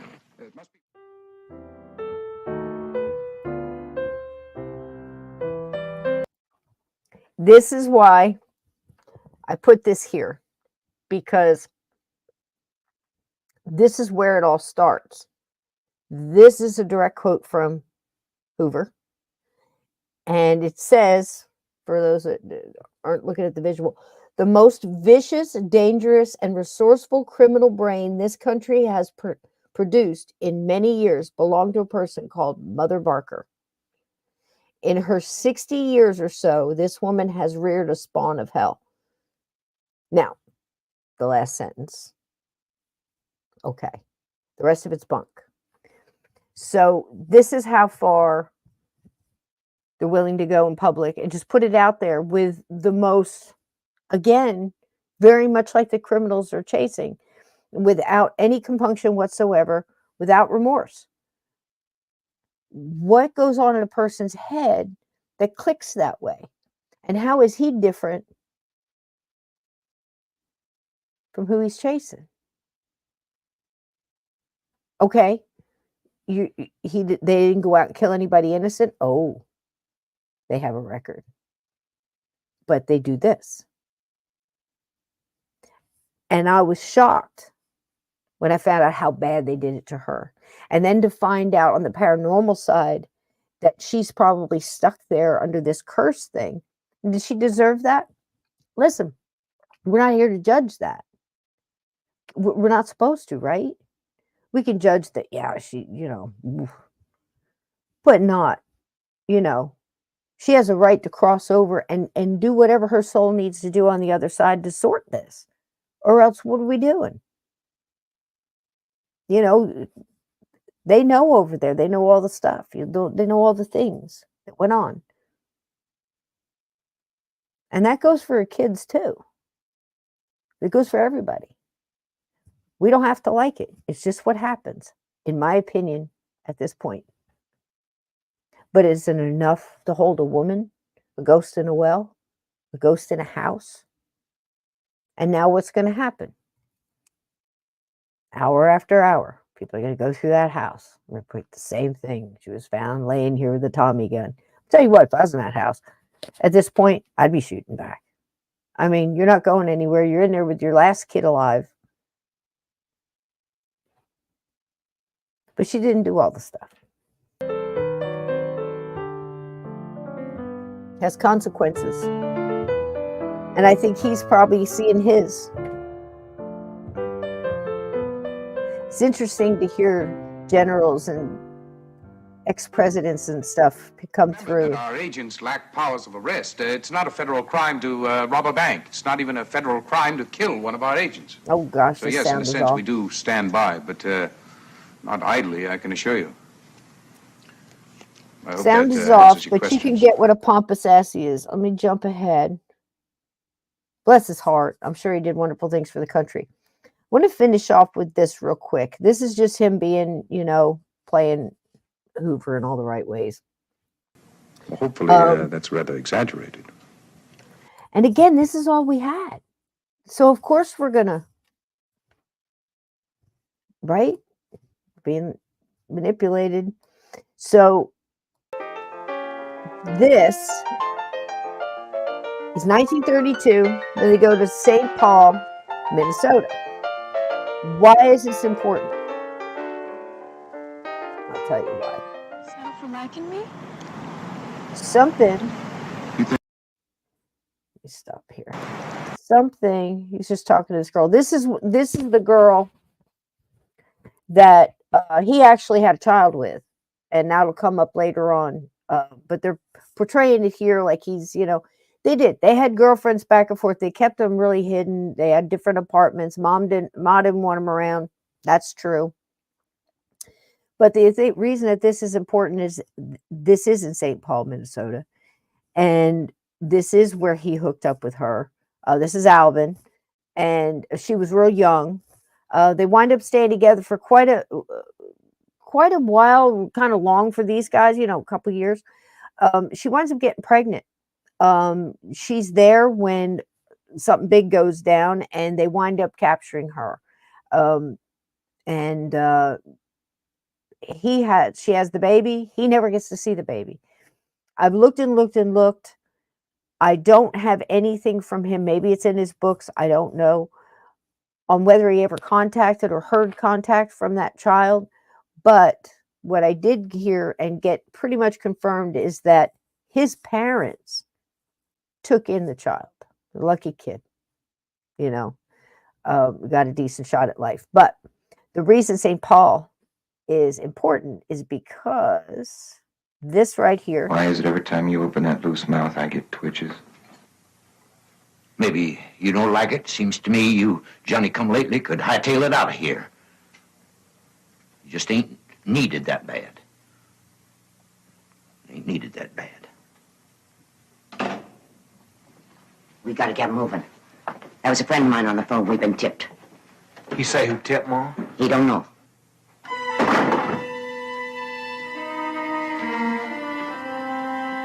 Why are you looking at me? Every morning, in that speakeasy at the corner. What'd you talk about? Nothing. I don't say nothing. Yeah. You've been bragging again about knowing more of Barker. I don't talk like that no more. Maynard. Kate? You drinking, Maynard, is an awful worry. I'm gonna let the boys talk to you about it. I'm gonna get us packed now.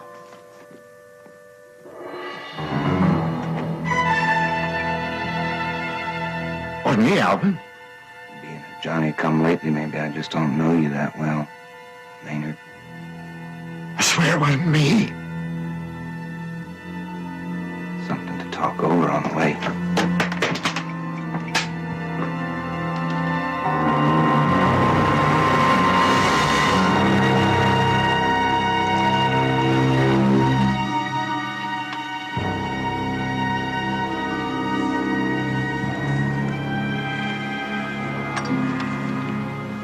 Obviously, he didn't come back from that. Shot 3 times Supposedly, at close range. Body stripped to prevent identification. Smear Richards, all right. I'll bet on the prints matching. supposedly they never told Bloodstained Mom. lady's glove was found over there. And Barker leaving souvenirs behind now? Must have been one wild party around here last night.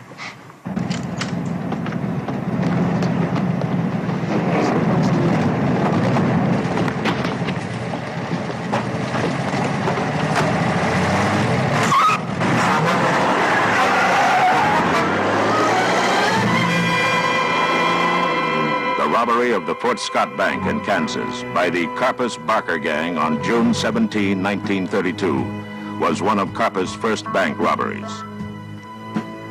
The ease with which the bank could be looted intrigued Karpis. He saw this new occupation as a fertile field. He saw local police as the only opposition, a fast car and state lines as sanctuary. He gave little thought to special agents working quietly to gather intelligence on his growing gang. The date was July 7th, 1932, a date seeming of little importance. But special agents had been looking for 2 convicts who had escaped from the federal penitentiary at Leavenworth. In making the capture, agents would discover a bond in their possession, one stolen from the Fort Scott Bank. In determining they worked with Alvin Karpis on the Fort Scott Bank robbery, the Bureau now had authority to investigate Karpis for harboring federal fugitives. The Bureau's attention now focused fully on Karpis. In effect, it was round 1.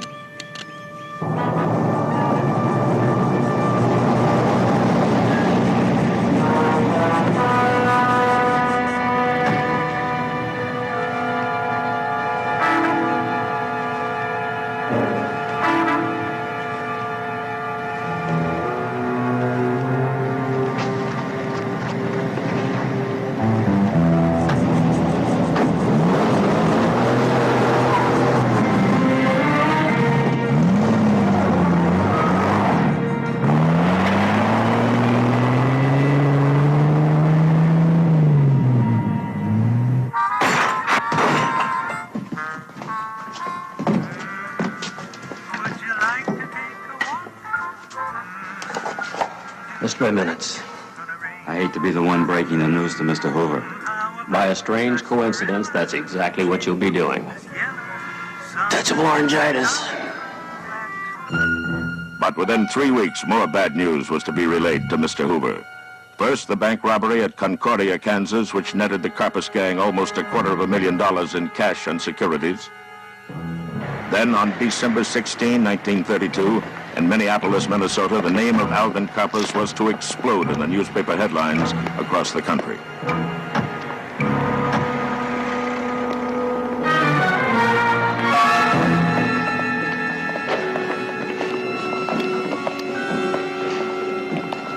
All right, Pop. All right, down on the floor. Out of the pen. Don't anybody move now. Here. All right, let's get the phone. You just call the doctor when we leave. Now, come on. You believe what she was told, I guess, Vixen. I don't know. Just keep that head down there. I can't call that one. Shotgun. Remember that? All right, now, get it open.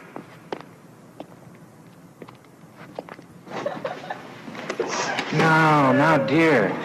Nobody's being hurt.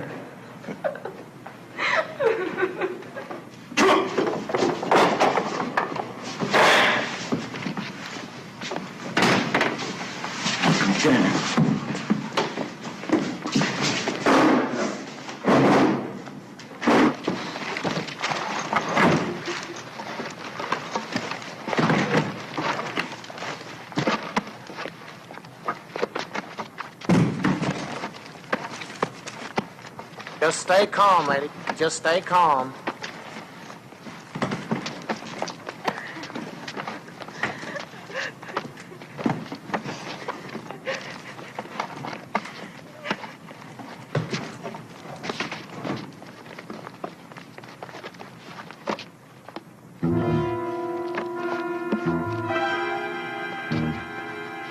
Alvin!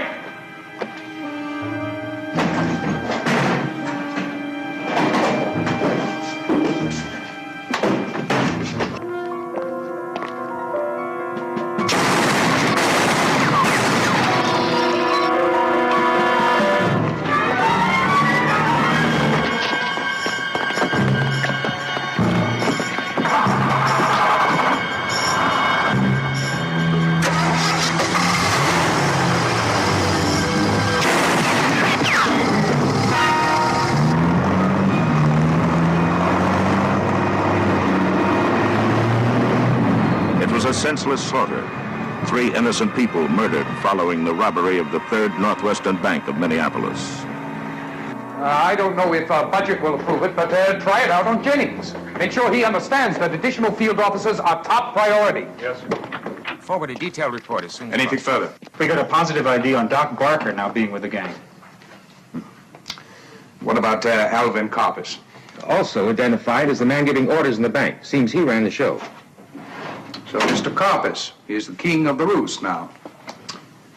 Let's work up a complete profile on Alvin Karpis.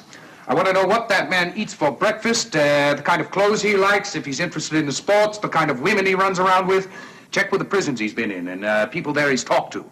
Find out if he has any medical problems. Go back to the day that man was born. Now, from this point on, I want every piece of information regarding Alvin Karpis and his gang crossing my desk. No matter how small that information, I want it brought to my attention. That's true. I've never seen a boss so worked up before.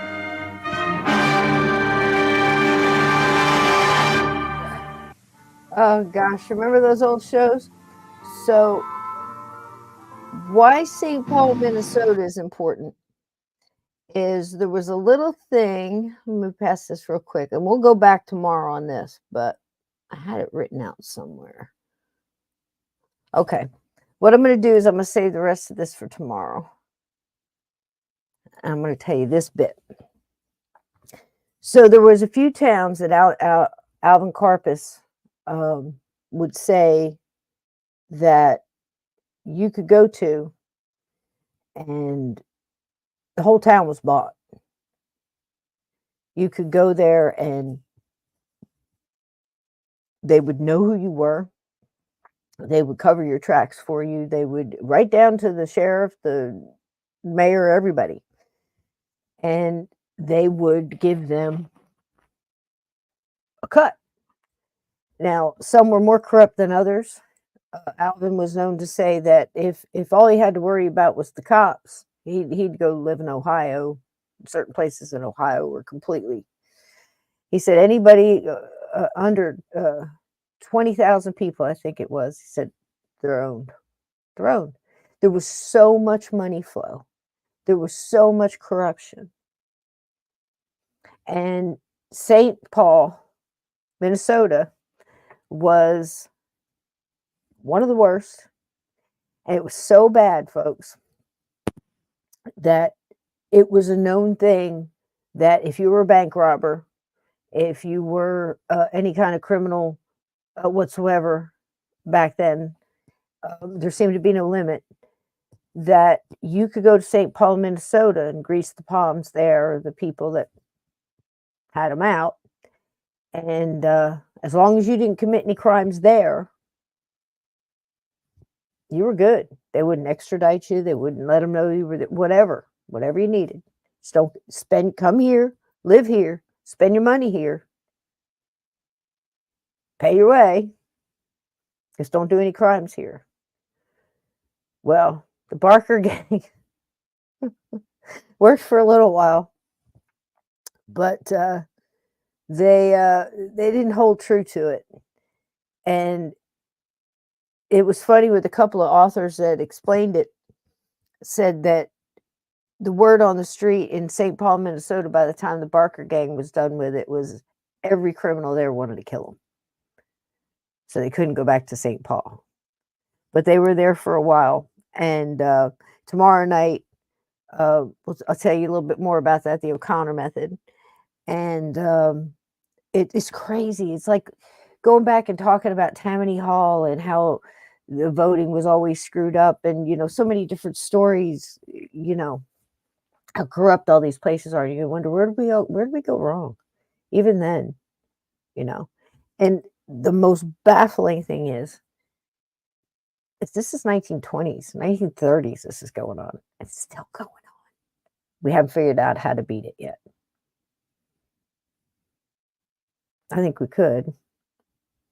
Putting it out there and talking about it and recognizing it for what it is and calling it for what it is. But then us, too, we have the added benefit of bringing in the paranormal supernatural, which we know is working in all this mess. And the effect it has on the people, and understanding that one of the biggest things is knowing how they do it, what they're lying about, whether it's Tuskegee Airmen and giving them syphilis and then watching what happens, to experiments on people that have no idea how many times in history, to this kind of thing, and us knowing that has an effect not just here and then they die and it's over. Well, at least it's over for her. At least it's over for these innocent people that were shot. At least it's over for the criminals. They were executed. They were, every single one of her sons died of a bullet wound. And one of them was self-inflicted. Doc died trying to escape. Shot in the head. No, his wife shot him in the head. So much. It's hard to keep track sometimes. But the thing is, it doesn't just end there, and we know this. Then we know that people are held accountable for it. At least we're learning that.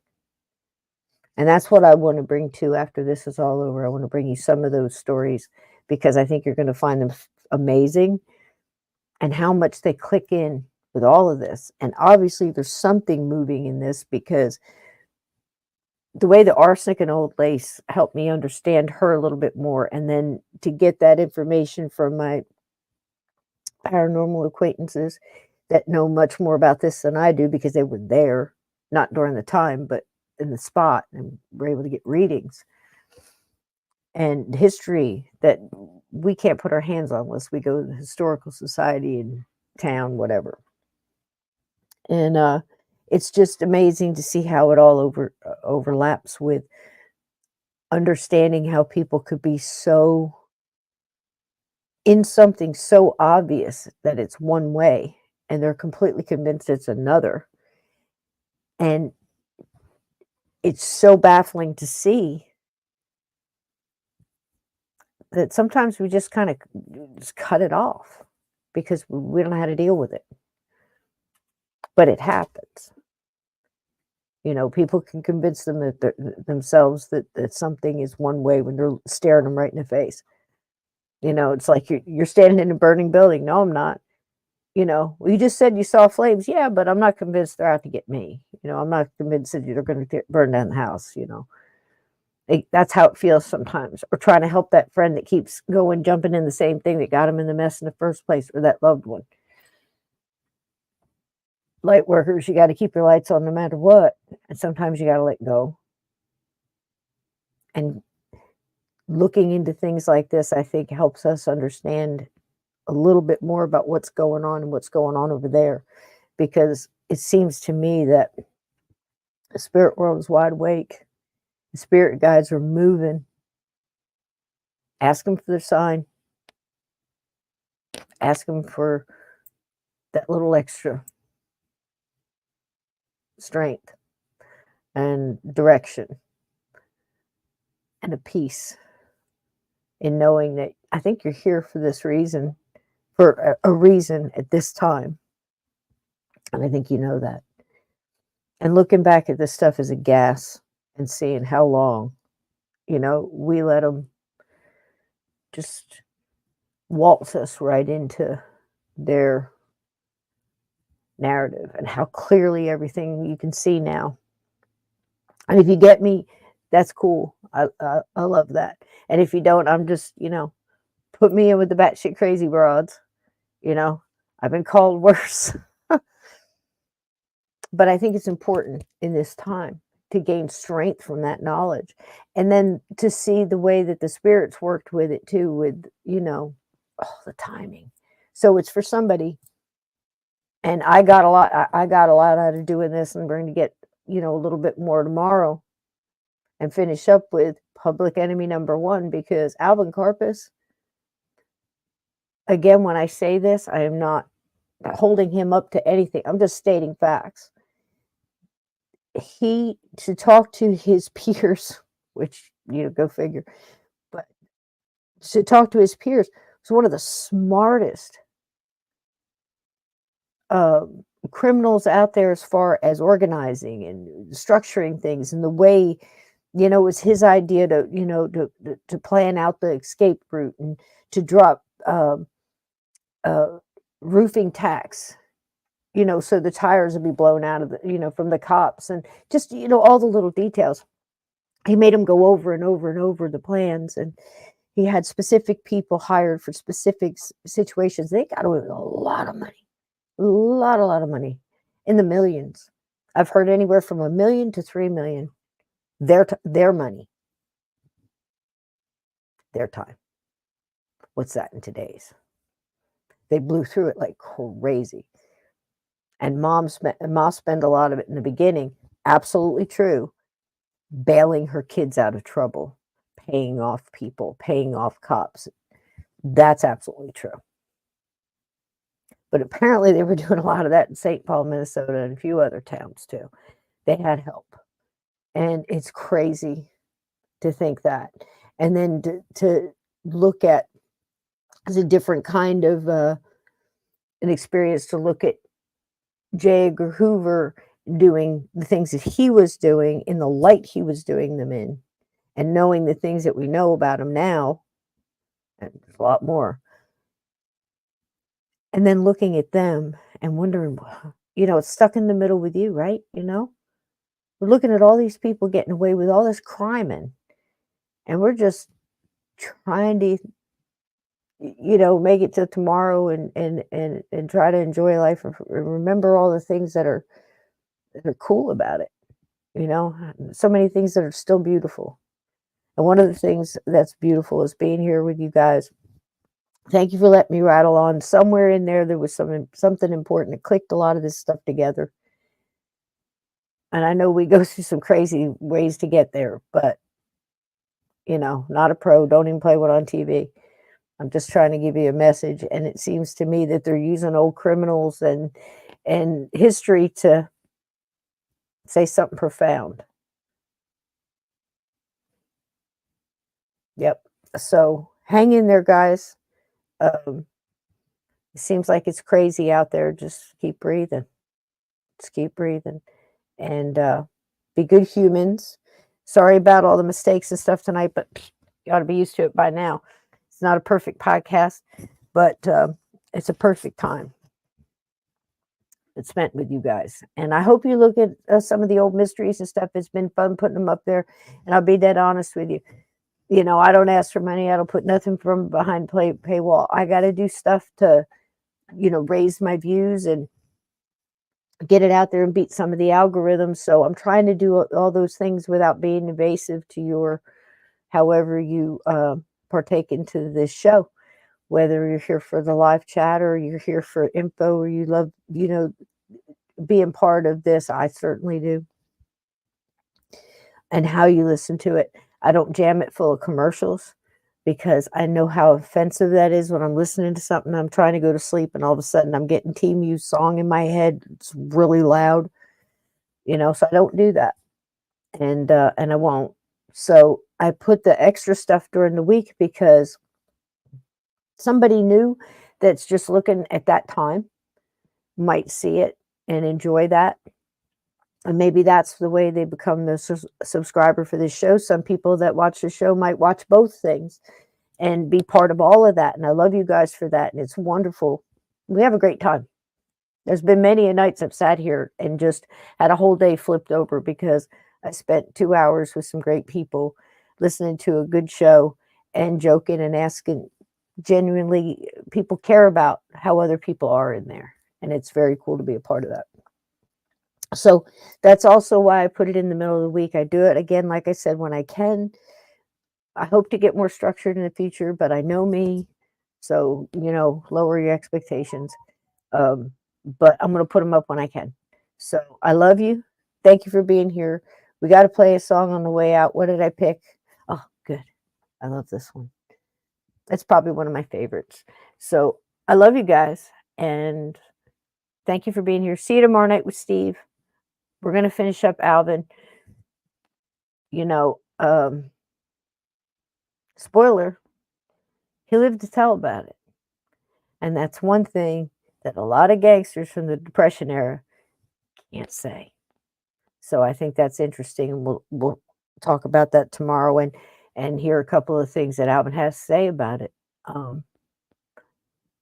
It's crazy that this man spent so much time in Alcatraz and about 7 years in another prison.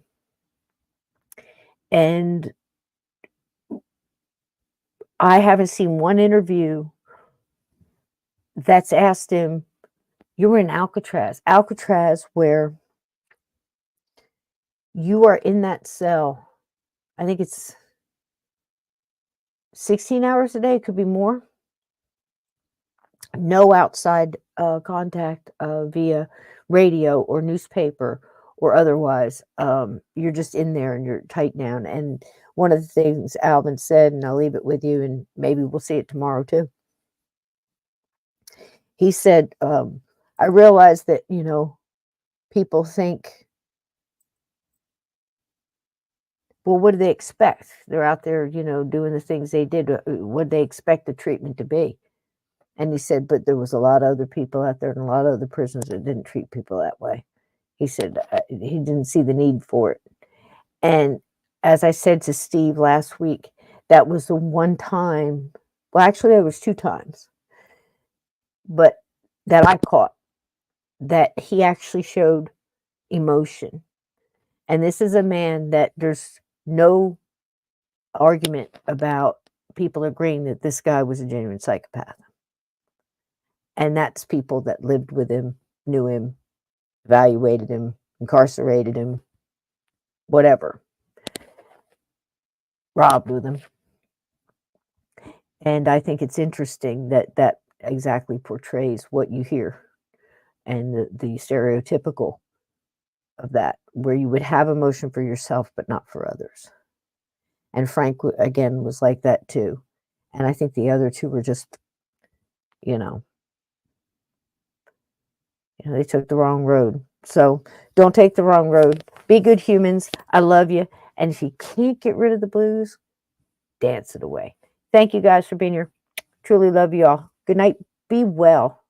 And anybody out there that's got somebody that's hurting or needs a little extra love and hug, my heart hugs your heart. We've all had a lot of loss lately, and no way of getting around that. But I can tell you, it doesn't end here. Love is eternal. And that's what they're coming over and telling us. So keep that in mind. There's always hope that things are going to get better too before you have to see what's on the other side. Let's not rush that. I want to see you here tomorrow night. Good night, everybody.